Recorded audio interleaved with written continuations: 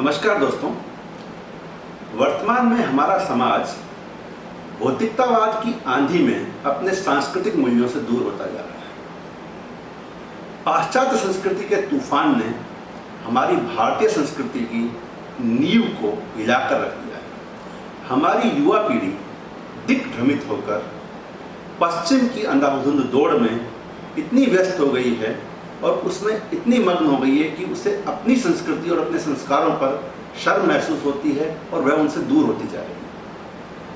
आज मेरा एक छोटा सा प्रयास यही है कि मैं अपने देश की युवा पीढ़ी, हमारे बालकों, बच्चों जो हमारे देश का भविष्य हैं, उन्हें अपनी प्राचीन संस्कृति के बारे में कुछ जानकारी प्रदान करूं ताकि वो हमारे इस सामाजिक संस्कृति, महान संस्कृति पर गर्व महसूस कर सकें और पश्चिम की आंधी में उड़ ना जाएं।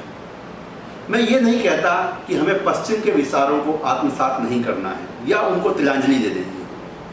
हमें अपने घर की खिड़कियों को हमेशा खुला रखना चाहिए ताकि हर दिशा से आने वाली शीतल हवा उसमें प्रवेश कर सके। परंतु हमारी बुनियाद इतनी मजबूत होनी चाहिए कि हवा का कोई भी झोंका या कोई भी आंधी या तूफान हमारे घर को गिरा ना सके।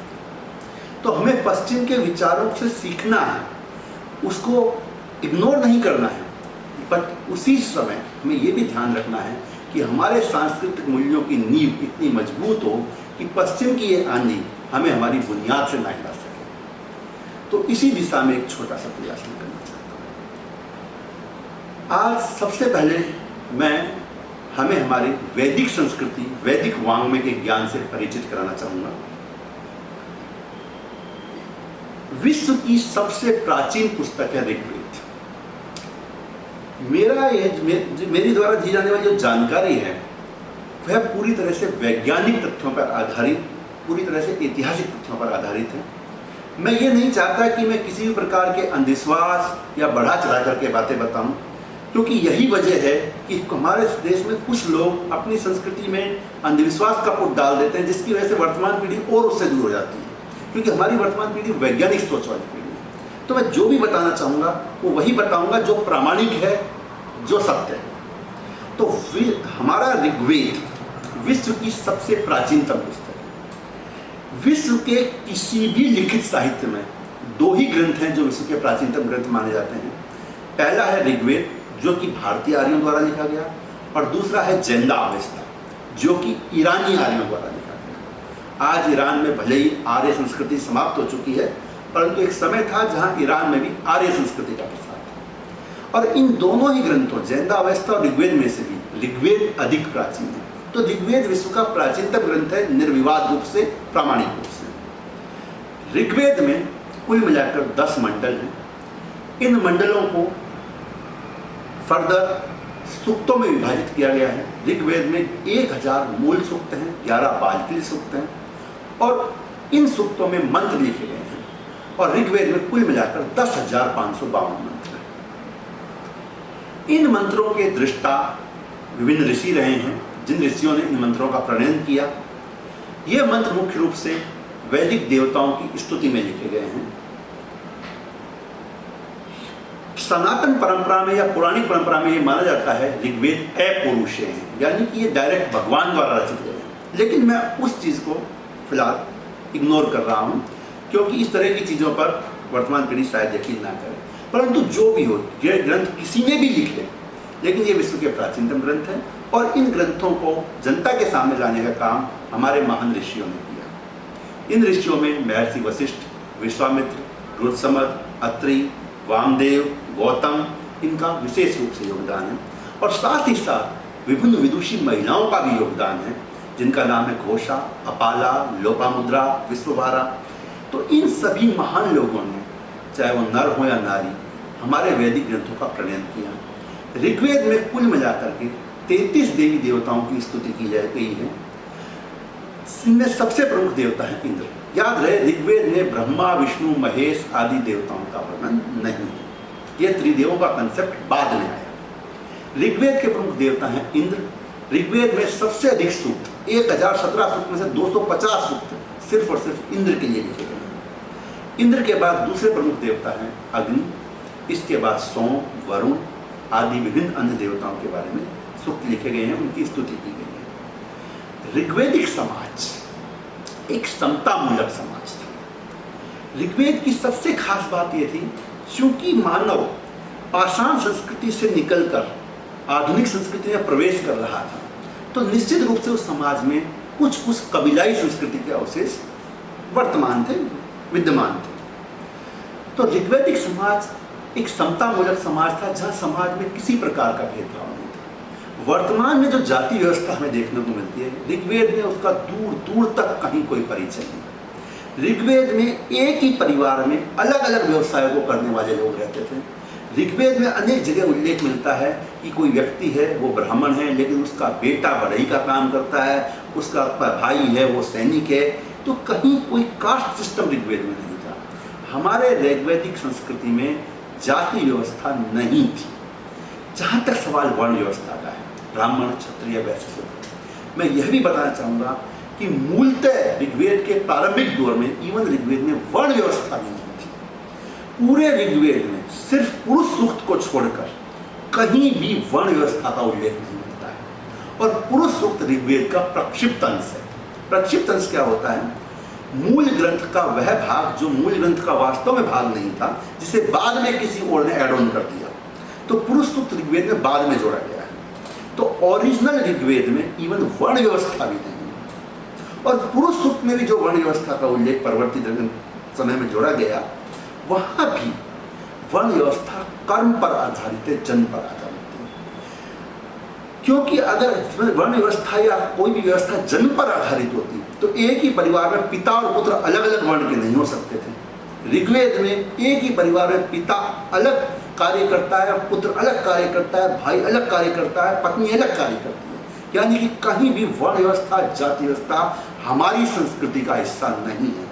यह परवर्ती काल में हमारी संस्कृति में आते हैं। तो ऋग्वैदिक समाज पूरी तरह से समतामूलक समाज था। जहाँ तक स्त्रियों के सम्मान की बात है, मैं किसी भी चीज़ को अतिशयोक्तिपूर्वक ये नहीं कहूँगा कि ऋग्वैदिक काल में महिला पुरुष को एकदम समानता प्राप्त थी। ऑफ कोर्स नहीं थी। ऋग्वैदिक समाज भी पितृसत्तात्मक समाज था, परंतु किसी भी अन्य समाज की तुलना में, भारत ही नहीं विश्व के किसी भी अन्य समाज या संस्कृति की तुलना में महिलाओं को जो सबसे ऊंचा दर्जा मिला, जो सर्वाधिक सम्मान मिला, वो ऋग्वैदिक काल में मिला। शुरुआत से ऋग्वैदिक काल की महिलाओं को शिक्षा का पूर्ण अधिकार था। आप देखिए, जो वेद अपौरुषेय कहे जाते थे, जिनके बारे में यह आता कि भगवान ने डायरेक्ट इन ऋषियों को यह ज्ञान दिया है, उन वेदों के मंत्र महिलाओं ने भी लिखे हैं। यानी समाज ने यह भी माना कि भगवान ने डायरेक्ट इन महिलाओं को अपना आशीर्वाद दिया है। तो ऋग्वेद में महिलाओं का वो स्थान था कि वैदिक महिलाएं वैदिक ऋचाओं का प्रणयन करती थी, वैदिक मंत्रों को बताती थी। ऋग्वैदिक समाज में किसी भी प्रकार का कोई दहेज प्रथा नहीं थी, कहीं भी कोई पर्दा प्रथा नहीं थी। महिलाओं को लेकर जो भी सामाजिक विकृतियां समाज में आज हमें देखने को मिलती हैं, वे ऋग्वैदिक काल में नहीं थी। ऋग्वैदिक काल में महिलाओं को सम्मानित स्थान प्राप्त था, विशेषकर माता के रूप में। माता का स्थान तो ईश्वर से भी ऊपर था। तो अगर हम जेंडर के हिसाब से भी देखें तो ऋग्वैदिक काल एक समतामूलक समाज था। अब बात करते हैं अर्थव्यवस्था की। ऋग्वैदिक काल में करेंसी नहीं होती थी, तो पैसा नहीं था, तो समाज में आर्थिक स्तर किससे तय होता था? मूल रूप से गाय और गाय से रिलेटेड प्रोडक्ट्स, गाय, बैल, बछड़े और गोबर के उपले। हम एक शब्द सुनते हैं हमारे समाज में, गोत्र, कि आप किस गोत्र से हो। जब भी किसी की शादी होती है कि आपसे गोत्र पूछा जाता है। गोत्र क्या है? सही मायने में एक ही परिवार के लोग एक ही मोहल्ले या एक ही स्थान पे रहते थे, वो गोबर के उपले बनाते थे और गोबर के उपलों को एक ही जगह पे रखते थे। उनमें से किसी का भी नहीं था कि ये मेरा उपला है या तुम्हारा उपला है। तो वो एक संपत्ति जो थी ना, वो सभी की सामूहिक संपत्ति थी। तो गोत्र का मतलब है वो लोग जिनका सबका संपत्ति सामान्य है। एक ही गोत्र के लोग रहने वाले व्यक्तियों में कहीं भी संपत्ति का विभाजन नहीं था। कहीं भी ये नहीं था कि ये मेरा है, ये तुम्हारा है, ये मेरे भाई का है। एक गोत्र के लोगों का सब कुछ सबका है। सब अपनी योग्यता के अनुसार काम करते थे, पूरी मेहनत से रहते थे, प्रेम से रहते थे। और ये तभी संभव था जब समाज में प्रेम था। एक ही गोत्र का मतलब है हम सबका सब कुछ एक है। तो आर्थिक रूप से भी एक समता मूलक समाज था ऋग्वैदिक समाज। तो ऐसा समता मूलक समाज हमारा था। जहाँ तक बात राजनीतिक क्षेत्र की है, ऋग्वैदिक काल में चूंकि एक कबीलाई समाज था तो राजा चयनित होता था, ना कि वंशानुगत।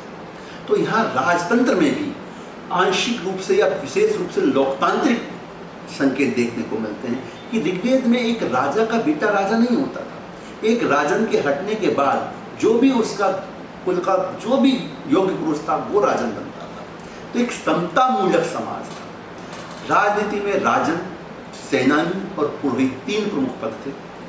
सेनानी सेना का नेतृत्व देखते थे, पुरोहित धार्मिक कार्य करते थे, और ऋग्वैदिक की संस्कृति एक ग्राम्य संस्कृति थी। उस ऋग्वैदिक समाज में जो भी वैदिक संस्कृति को मानता था उसे आर्य माना जाता था। ऐसा नहीं है कि उस काल में नॉन आर्यन कल्चर नहीं थे, बहुत सारे नॉन आर्य भी विद्यमान थे, बहुत सारे नॉन आर्यन कबीले भी विद्यमान थे जिन्हें अनार्य कहा जाता था। ये जो अनार्य थे ये वो लोग थे जो वैदिक संस्कृति को, वैदिक परंपरा को नहीं मानते थे। जाहिर सी बात है, जब ऋग्वैदिक काल का समाज उन्नति कर रहा था तो जब भी समाज की उन्नति होती है तो समाज की पॉपुलेशन बढ़ती है। जब भी कोई देश ग्रो करता है शुरुआत में, क्योंकि मृत्यु दर पे लगाम लग जाती है चिकित्सकीय उपचारों से या वैज्ञानिक क्रांति से, लेकिन जन्म दर पे लगाम नहीं होती है। तो जिसकी वजह से कभी भी कोई समाज जब नया डेवलप होने लगता है तो उसकी पॉपुलेशन बढ़ती है। तो ऋग्वैदिक काल में भी समाज की पॉपुलेशन बढ़ी, लोगों की आवश्यकताएं बढ़ी। तो जाहिर सी बात है, जिस जगह पर वो रहते थे वो जगह उन्हें छोटी लगने लगी और वो एक्सपेंड होने लगे। तो जैसे जैसे एक्सपेंड होंगे तो दूसरे कबीलों से टकराएंगे। तो ऋग्वेद काल में आर्यों का एक कबीला दूसरे कबीले से टकराने लगा, उनमें संघर्ष हुए। इसी क्रम में उनको वो जंगल काट कर वो जंगलों में आगे बढ़ने लगे तो उनका नॉन आर्यन कबीलों से भी संघर्ष हुआ। तो ये वही संघर्ष है। तो ये जो अनार्य हैं वो वही है जो वैदिक संस्कृति को नहीं मानते थे। चूँकि वैदिक काल के आर्यों के सामाजिक सिद्धांत, राजनीति के सिद्धांत, युद्ध के सिद्धांत है कि दिन में युद्ध लड़ना है, सूर्योदय से सूर्यास्त तक युद्ध होगा, रात को युद्ध नहीं होगा, महिलाओं और पुरुष पे आक्रमण नहीं करना, महिलाओं और बच्चों पे आक्रमण नहीं करना है। लेकिन अनार्यों के लिए ऐसा कोई बाउंडेशन नहीं था। तो अनार्य चूंकि साइंटिफिकली या युद्ध के हथियारों में आर्यों के टक्कर के नहीं थे, तो जब भी कोई संघर्ष होता तो अनार्य लोग जो क्या करते थे वो रात को हमले करते थे और रात को अचानक आर्यों के कबीलों पे हमले करके जंगल में भाग जाते थे। इसलिए उनको निशाचर कहा गया। तो निशाचर कोई राक्षस नहीं है, बेसिकली वो अनार्य कबीले हैं जो रात का फायदा उठाकर, क्योंकि वो डायरेक्ट आर्यों से संघर्ष करने में टेक्नोलॉजिकली या वैज्ञानिक रूप से सक्षम नहीं थे, तो वो युद्ध करते थे। तो वो अनार्य संस्कृति। तो इस तरह की आर्य और अनार्य संस्कृति विद्यमान थी और दोनों संस्कृतियों ने एक दूसरे से काफ़ी कुछ सीखा। आर्यों ने अनार्यों को सिखाया और उन्होंने अनार्यों से भी कुछ सीखा। हमारी संस्कृति में बहुत सी चीज़ समय के साथ मैं आपको बताऊंगा किस तरह आर्य और अनार्य संस्कृति का सामंजस्य होता है और दोनों एक दूसरे से सीखते हैं। इसके अलावा जहाँ तक आर्यों के भौगोलिक विस्तार की बात है, इतिहास में आपको बहुत से मतांतर मिलते हैं। पाश्चात्य इतिहासकार जनरली ये बोलते हैं कि आर्य भारत के मूल निवासी नहीं थे, वो मध्य एशिया से आए या यूरोप से आए। वहीं भारतीय इतिहासकारों में कुछ इतिहासकार ऐसा मानते हैं कि वो भारत के नहीं थे, जैसे स्वामी दयानंद सरस्वती, बालगंगाधर तिलक ने उत्तरी ध्रुव का निवासी बताते हैं, दयानंद सरस्वती उन्हें तिब्बत का बताते हैं। इसके अलावा बहुत से भारतीय इतिहासकार ये कहते हैं आर्य भारत के ही थे। आर्य ओरिजिनली कहाँ से थे ये आज भी विवादास्पद है, मैं इस पर कोई टिप्पणी नहीं करूँगा। लेकिन जब से ऋग्वेद की रचना हुई, जिस दौर में ऋग्वेद लिखा गया, आर्य निश्चित रूप से भारत में रहते थे, चाहे वो भारत के ही मूल निवासी थे चाहे वो भारत से आए। ऋग्वेद की रचना, विश्व का जो प्राचीनतम टेक्स्ट लिया गया, उस वक्त आर्य भारत में रहते थे और उनका जो एरिया था वो क्या था, मूल रूप से सिंधु, सरस्वती और पंजाब की 5 नदियाँ। वैदिक ग्रंथों में विशेषकर ऋग्वेद में सबसे ज्यादा अगर किसी नदी की महिमा है तो वो सिंधु नदी की महिमा है। सबसे ज्यादा आर्य अपनी रचनाओं में सिंधु नदी का उल्लेख करते हैं और वैदिक आर्य सबसे पवित्र नदी अगर किसी को मानते हैं तो वो सरस्वती को मानते हैं। तो सरस्वती नदी को ऋग्वेद में पवित्रोत्तमा कहा गया है। पवित्रों में भी सबसे उत्तम जो नदी है वो सरस्वती नदी है। इसके अलावा पंजाब की 5 नदियाँ सिंधु, झेलम, चनाब, सिंधु तो बताई जाए, झेलम, चनाब, सतलज, रावी, व्यास, इनका उल्लेख है। हालांकि इनके नाम में थोड़ा सा डिफरेंस था। सतलज को सतुद्री कहा जाता था, व्यास नदी को विपाशा कहा जाता था। रावी को परुष्णी कहा जाता था, तो ये चिनाब को वितस्ता कहा जाता था। तो ये जो नदियाँ थी, पंजाब की 5 नदियाँ और सिंधु और सरस्वती नदी, तो इसको सब सैंधव प्रदेश बोलते थे। तो बेसिकली ये वो एरिया था जहाँ आर्यों का मेन कंसंट्रेशन था, जहाँ आर्य रहते थे। इन्हीं नदियों का उल्लेख ऋग्वेद में बार बार मिलता है। आर्यों के इन ग्रंथ में, ऋग्वेदिक ग्रंथ में गंगा का उल्लेख सिर्फ एक बार आता है। तो आज जो गंगा नदी हमारी सबसे पवित्र नदी मानी जाती है, तो वो ऋग्वेदिक काल में सबसे पवित्र नदी नहीं थी। सबसे पवित्र नदी उस वक्त सरस्वती नदी थी। ये एक ऐतिहासिक तथ्य है। तो लेकिन वही गंगा से वो लोग परिचित थे। गंगा का उल्लेख ऋग्वेद में मिलता है। इधर हम उत्तर की तरफ जाएं तो काबुल की नदियों का उल्लेख भी ऋग्वेद में मिलता है। तो इससे स्पष्ट है कि वैदिक आर्यों का मेन कंसंट्रेशन सब सिंधु प्रदेश था, और वो कहीं ना कहीं उत्तर में काबुल से लेकर पूर्व में गंगा नदी तक के भौगोलिक ज्ञान से परिचित थे। वहाँ की नदियों, वहाँ के पर्वतों से वो परिचित थे। हालांकि वहाँ तक उनका विस्तार पूरी तरह से नहीं हुआ था। तो आर्यों का मेन कंसंट्रेशन था सब सिंधु प्रदेश, जहाँ पंजाब की 5 नदियाँ। पंजाब जब मैं बोल रहा हूँ तो इसका मतलब सिर्फ भारतीय पंजाब नहीं है, वो पंजाब का वो हिस्सा भी है जो दुर्भाग्यवश आज पाकिस्तान में है, हमारे देश से अलग हो गया। तो पूरा पंजाब का इलाका, सिंधु सरस्वती का इलाका, वो था आर्यों का मूल निवास स्थान, at least from the period of Rigveda. तो ये आर्यों की संस्कृति थी। तो वैदिक संस्कृति में से सबसे अच्छी सीखने वाली चीज़ क्या है कि समाज एक समतामूलक समाज होना चाहिए, जहाँ ना कोई अमीर गरीब का भेद हो। जैसे कि वैदिक काल में गोत्र की संपत्ति सबकी संपत्ति थी, किसी के अमीर और गरीब का प्रश्न ही नहीं था, करेंसी होती ही नहीं थी। एक समतामूलक समाज, आर्थिक रूप से भी, जेंडर के आधार पे भी कोई महिलाओं से भेदभाव नहीं, जाति व्यवस्था, वर्ण व्यवस्था का कोई लेख ही नहीं, एटलीस्ट जन्म आधारित तो नहीं, कोई जन्म आधारित डिस्क्रिमिनेशन नहीं।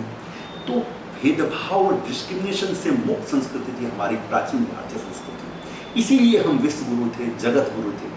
भारत विश्व गुरु और जगत गुरु सिर्फ इसलिए नहीं है कि हमारे यहाँ अच्छे अच्छे धार्मिक ग्रंथ लिखे गए, बल्कि इसलिए कि हमारे यहाँ सांस्कृतिक उत्थान जो हुआ, जब विश्व के सभी देश जंगली थे और अभी भी असभ्य रूप से रहते थे, हमारे यहाँ एक सभ्य संस्कृति विकसित थी, जो कि एक समतामूलक सिद्धांतों पर आधारित थी, जिसमें समाज में नैतिकता के सिद्धांत थे, महिलाओं का सम्मान था, आपस में एक दूसरे के प्रति सम्मान था, प्रेम था, प्रेम और सामंजस्य की संस्कृति, जिसका वैज्ञानिक उत्थान भी इतना हो चुका था कि किसी भी अनार्य संस्कृति से जब उनका संघर्ष होता तो आर्य विजयी होते थे, और अनार्य संस्कृति को रात का सहारा लेकर उन पर आक्रमण करना पड़ता था अंधेर में, तो प्रत्यक्ष आक्रमण करने में लोग घबराते थे। तो हमारा वैज्ञानिक उत्थान भी बहुत आगे हो चुका था। तो ऐसी इस महान संस्कृति पर हमें गर्व होना चाहिए, और हम सब के ये दायित्व है कि हम अपनी इस प्राचीन संस्कृति पर गर्व महसूस करें और अपने देश का, अपना सम्मान करें, अपनी संस्कृति का सम्मान करें। पश्चिम की हवा को आने दो, लेकिन अपनी बुनियाद को ना गिरने दो। इसी के साथ में आज का यह वीडियो समाप्त करता हूँ। अगले अंक में हम फिर मिलेंगे। धन्यवाद। जय हिंद, जय भारत।